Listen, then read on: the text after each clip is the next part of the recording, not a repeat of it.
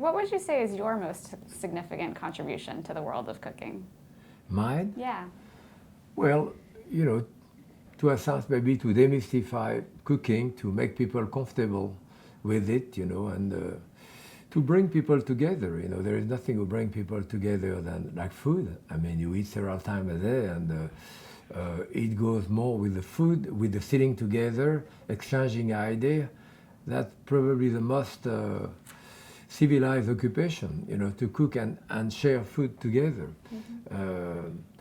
During the 17th, 18th century, the king and all that will bring the people together, other way of doing politics. And around the table, there are a lot of things which happen, which would not happen otherwise, demystify. So What would you say is your proudest career achievement?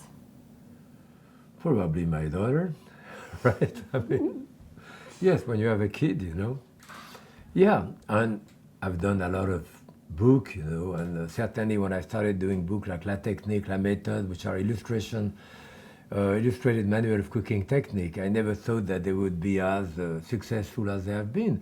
They're in print now, and I did that in 1970, I don't know, Six, I think, was the first one. 1968 or whatever. So, yes, because cuisine has changed a great deal, and I don't even cook the way I did 40 years ago.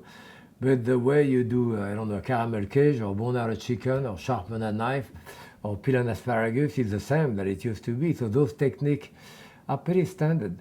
And that's why the French Culinary Institute here is pretty successful with people who don't really cook French anymore, from Bobby Flay to you have some of the great chefs in America which have been at the school now and cooks in a totally different way than the French way, but those basic techniques are there, and they exist in France probably since the 18th century.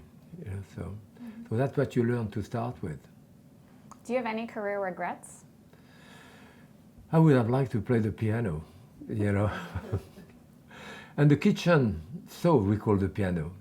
Working the piano, that's what we call the piano. But yeah, otherwise, no, I don't know. When I was a kid, I was not forced into the kitchen. I went there because I wanted to, but I did not really realize any other potential. I didn't think that I could do something else or whatever, or go to college. I kind of exploded in a sense when I came to America. I knew that it was so. I work out, and when I started doing at Columbia, for me, who left school at 13, then I went on and on. I went to Columbia for 20 years, and I could do something else. And at some point, I was teaching literature and philosophy. But then I went back to the kitchen, but on my own level. That is, I had no more complex about it. This is what I wanted to do, And last year, I got a PhD at Columbia.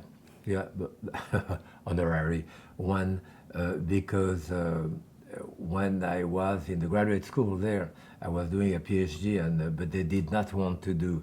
I wanted to talk about cooking, the importance of cooking in life, but it wasn't something that was done at the end of the 60s. They say, "Are you crazy?" So I left eventually, but I wouldn't be who I am if I hadn't been to Columbia. At least it prevents me from having a complex about not having an education, even though I go back to cooking, but at a different level. So I think I had a good life. How would you like to be remembered? I remember as a good cook, I guess, but as a good father, a good husband, as a nice guy, and a good drinker. I'm good at that.